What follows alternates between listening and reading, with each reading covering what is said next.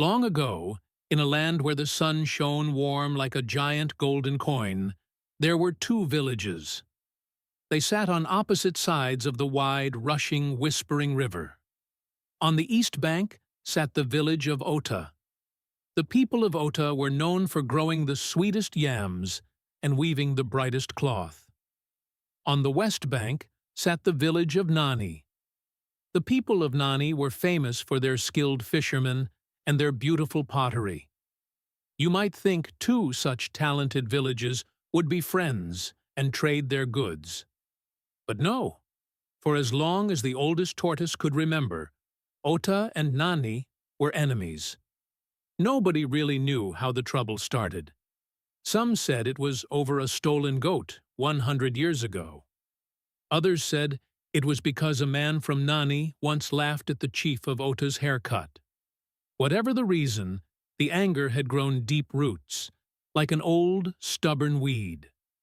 The elders of Ota taught their children that the Nani people were tricky and untrustworthy. The elders of Nani taught their children that the Ota people were loud and selfish. The most important rule in both villages was simple: never cross the Whispering River, and never ever marry someone from the other side. In the village of Ota lived a young man named Kofi. Kofi was strong, with shoulders wide enough to carry 2 logs at once, and a laugh that could shake the leaves off a bush. He loved his village fiercely and believed every story the elders told him.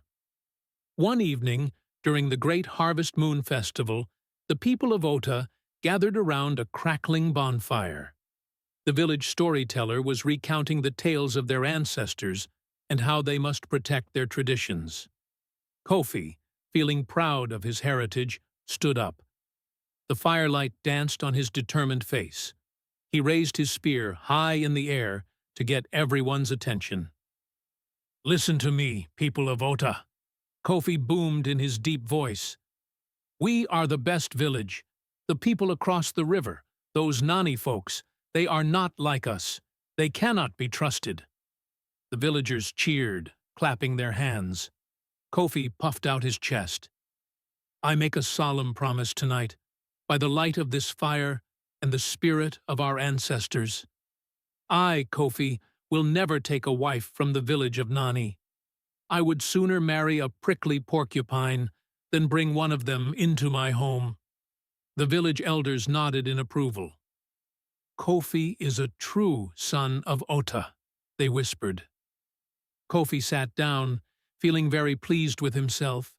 He had spoken the words out loud, and in Ota, a spoken vow was unbreakable. He was certain he knew exactly who his enemies were, and that nothing would ever change his mind. Weeks passed after the festival, and the dry season arrived. The sun grew hotter, and the Whispering River lowered its voice to a gentle murmur. One afternoon, Kofi went down to the riverbank to check his fishing traps. The tall reeds rustled in the breeze, and dragonflies buzzed over the water. As he walked, he heard a sound that wasn't a bird or a bug. It was singing. It was a soft, rhythmic song, the kind someone sings when they are working hard. Kofi crept closer, parting the tall grass. There, near the muddy edge of the water, stood a young woman. She didn't see him. She was focused entirely on her work. She was digging wet clay from the riverbed and packing it into large woven baskets. This was heavy, messy work. Her arms were streaked with gray mud, and beads of sweat rolled down her forehead. But Kofi noticed that she didn't look tired or grumpy. She was smiling as she worked, moving with a strength and grace that fascinated him. Kofi watched as she tried to lift a basket that was overflowing with clay. It was too heavy. She grunted and slipped in the mud, nearly dropping it into the water. Without thinking, Kofi stepped out of the grass. "Let me help you with that," he said. The girl jumped, startled. She looked at Kofi with big, bright eyes. "Oh, you surprised me." Kofi easily lifted the heavy basket and set it on the dry grass. "This is too heavy for one person," he said, wiping his hands. "You are working very hard." The girl smiled, and it was brighter than the sun on the water. "Thank you. I am a potter. To make the best pots, I need the best clay, and the best clay is deep in the mud. I am not afraid of a little dirt." Kofi had never met a girl who spoke like that. In his village, many people complained about hard work, but she seemed to love it. She was beautiful, yes, but it was her hard work, her industry, that really impressed him. "I am Kofi," he said, puffing out his chest a little. "I am Amara," she replied, wiping her muddy hands on her apron. "Thank you, Kofi. You are very kind, for a man from Ota." Kofi froze. The smile dropped from his face. He looked across the river, then back at the girl. You are from Nani?" Amara nodded. "Yes. My father is the head potter of Nani." Kofi stepped back. The words of his vow echoed in his head. "I would sooner marry a prickly porcupine." He looked at Amara. She didn't look like a porcupine. She looked kind, strong, and smart.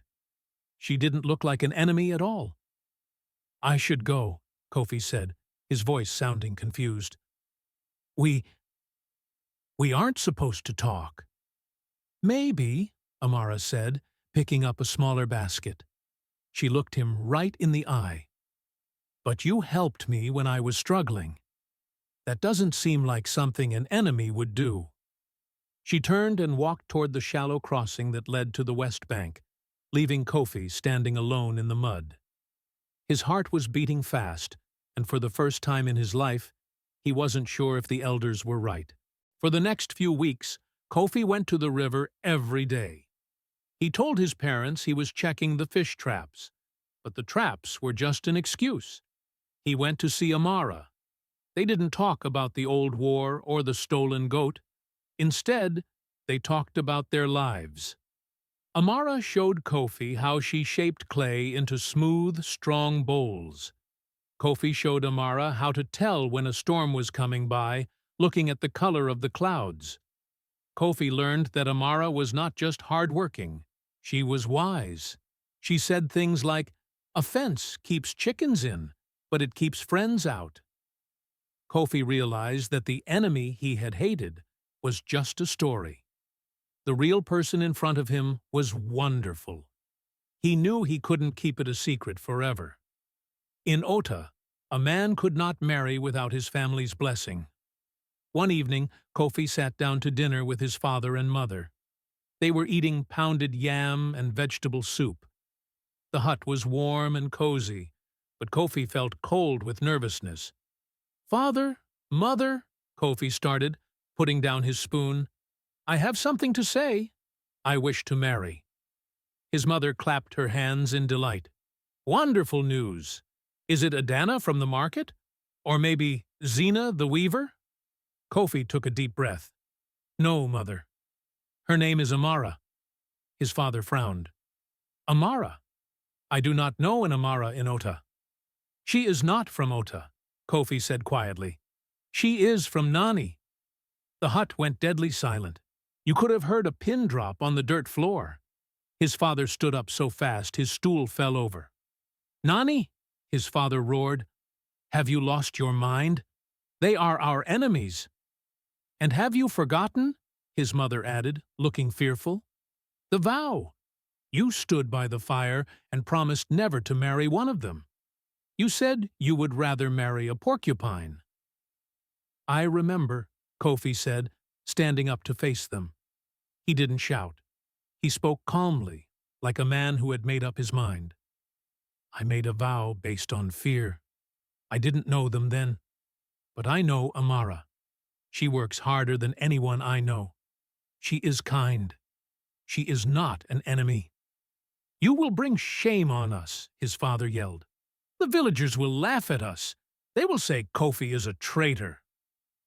"Let them talk," Kofi answered. "Tradition is good, Father, but not when it teaches us to hate people we haven't even met. I will not marry a girl from Ota just to make the neighbors happy. I want to marry Amara because she makes me a better man." His parents stared at him. They had expected him to argue or get angry. But Kofi was navigating this disagreement with something stronger than anger. He was using the truth. "I will go to the village chief tomorrow," Kofi said firmly. "I will tell him my choice. I will not hide it." His father shook his head, sinking back down. "It will not be easy, son. You are swimming against the river." "I know," Kofi said. "But the river flows to the sea, and that is where I am going." The news traveled faster than a bushfire. By the time Kofi walked to the village square the next morning, everyone in Ota knew. Kofi, the man who vowed to hate Nani, wants to marry a girl from Nani. People whispered behind their hands as he passed. Some laughed. Some looked angry. Kofi walked straight to the chief's hut. The chief sat on his carved wooden stool, wearing his ceremonial leopard skin hat. The village elders sat around him in a semicircle, their faces stern. "Kofi," the chief said, his voice deep and serious, "is it true? Do you seek to bring a daughter of our enemies into this village?" "It is true, wise chief," Kofi answered respectfully. An elder with a white beard pointed a shaking finger at Kofi. "But we heard you. You stood right here at the festival. You said, 'I would rather marry a prickly porcupine.' Have you forgotten your own words?" The crowd of villagers gathering around laughed. "Maybe the girl looks like a porcupine," someone shouted. Kofi's face felt hot, but he did not look down. He remembered Amara's muddy hands and her bright smile. "I was a child in my mind when I said that," Kofi told the crowd. "I spoke about things I did not know. I thought the people of Nani were monsters, because that is what stories told me. But I have met Amara. She is not a monster. She is hard-working. She wakes up before the sun to gather clay. She creates things of beauty, while others are still sleeping." The crowd went quiet. Hard work was something the people of Ota respected very much. "Does it matter which side of the river the clay comes from?" Kofi asked, looking at the elders. "If the pot is strong and holds water, is it not a good pot? Amara is a good person. Why should an old fight stop a new friendship?" The chief stroked his chin. He looked at Kofi for a long time. "You speak bold words, Kofi," the chief said finally. "You are breaking a tradition that is older than your grandfather. If you bring this girl here, many will not welcome her. You will have a hard life. The village may not help you build your new hut. They may not share their harvest with you." This was a scary threat. In a village, you needed your neighbors to survive. Kofi nodded. "I understand. But I would rather struggle with the truth than live easily with a lie. I will work twice as hard. I will build my own hut. I will prove that this marriage is good." The chief sighed. "Go then. You may marry her. But know this. Until the village sees the value of this union, you are on your own." Kofi bowed and turned away. He walked through the crowd, which parted to let him through. He felt lonely, yes. He knew the days ahead would be difficult, but his heart felt lighter than a bird's feather because he had stood up for what was right. Kofi crossed the river and brought Amara home. Their wedding was very small. Only Kofi's parents stood with them, and even they looked worried. There were no drums and no dancing. When the ceremony was over, Kofi and Amara went to the small hut Kofi had built at the very edge of the village, far away from the others. Life was hard. When Amara walked to the well to get water, the other women stopped talking and turned their backs. When Kofi tried to sell his extra firewood in the market, people walked past him to buy from others, but Amara did not complain. We have each other, she said, and we have our hands. While Kofi farmed his yam patch, Amara did what she did best. She worked with clay. She found a patch of good mud near their hut and began to make pots. But these weren't just regular pots. She made giant, heavy jars with thick lids that sealed tight. She made dozens of them, lining them up against the wall of their hut. "Why are you making so many giant jars?" The village gossip, a woman named Inu, laughed as she walked by. "Do you plan to drink the whole river?" Amara just smiled. "These are for the harvest," she said politely. Inu laughed. "In Ota, we store our yams in open wooden barns so the air can blow through them. We don't put them in jars. Silly girl from Nani." Harvest time arrived, and it was a great year. The yams were huge and sweet. Every barn in Ota was piled high with food. The villagers celebrated, forgetting about Kofi and Amara on the edge of town. But a week later, a terrible buzzing sound was heard. A swarm of black weevils, tiny, hungry beetles, descended on the village. They loved yams more than anything. They crawled into the wooden barns through the cracks. They ate and ate. The villagers tried to swat them away, but there were too many. "Our food!" cried the chief. "The beetles are eating everything! We will starve before the next rainy season!" Panic spread through Ota. The chief's barn was half-eaten. Inu's barn was ruined. Then Kofi walked into the square. He looked calm. "Chief," Kofi said, "my yams are safe." The chief looked up, his eyes wide. "How? The beetles are everywhere." "Come and see," Kofi said. The chief and the elders followed Kofi to his small hut at the edge of the village. There, lined up against the wall, were Amara's giant clay jars. Amara opened one lid. Inside, the yams were perfect, fresh, and untouched. The beetles could not chew through the thick fired clay, and the lids were too heavy for them to push open. Amara knew, Kofi explained. In Nani, they learned long ago that clay protects better than wood. She worked day and night to make these jars for us. The villagers stared at Amara. They had ignored her and laughed at her.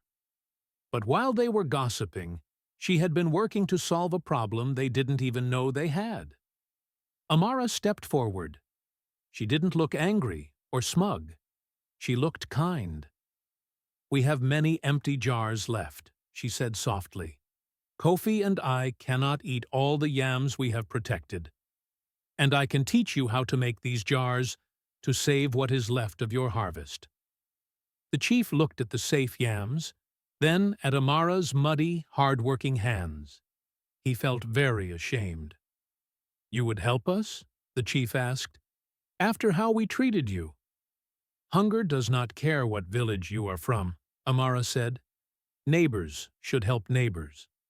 For the first time the chief smiled at her. It wasn't a forced smile. It was real. "Thank you," he said. Amara of Ota. The following days were busy. The women who used to turn their backs on Amara now sat in a circle around her, their hands covered in gray mud. Amara patiently taught them how to mix the clay, how to shape the jars, and how to fire them so they were hard as stone. The village of Ota saved what was left of their harvest. But the chief was thinking about more than just yams.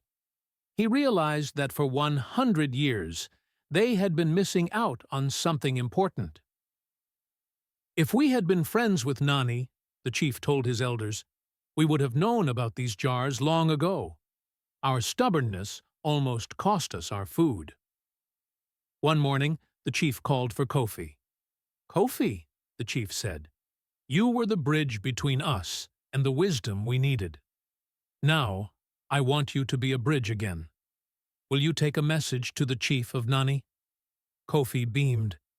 He walked to the riverbank, but this time he didn't hide in the reeds. He stood tall and called out to the fishermen on the other side. The next day, something historic happened. The people of Ota walked down to the Whispering River. They carried baskets of their sweet yams and bundles of their bright cloth. On the other side, the people of Nani gathered, carrying fresh fish and beautiful pottery. For the first time in a century, they didn't shout insults. They waded into the shallow water and met in the middle. The chief of Ota shook the hand of the chief of Nani. "We have been foolish," the Ota chief said. "We thought the river was a wall to keep us apart. But a river is a road that connects us." That night, a massive feast was held on the riverbank. There was grilled fish from Nani and pounded yam from Ota. There was dancing and drumming. The children of Ota played tag with the children of Nani, laughing as they ran through the grass. Kofi sat by the fire, holding Amara's hand. He watched his father laughing with a fisherman from Nani. He watched his mother admire a pot held by Amara's father. "You did this," Amara whispered to him. "You changed the world." Kofi shook his head. "No," he said, looking at the firelight dancing in her eyes. "We did this. I was just brave enough to cross the river. But you were brave enough to stay." From that day on, the rule against marrying across the river was gone. Many young men and women found love on the other bank. The two villages became so close that people stopped saying Ota and Nani. They just called themselves the people of the river. And so, the story teaches us a great lesson. Never build a wall of hate when you can build a bridge of friendship. It is better to judge a person by the work of their hands and the kindness in their heart, rather than where they come from. Please show us some love by liking this video and hitting the subscribe button. It encourages us to make more of this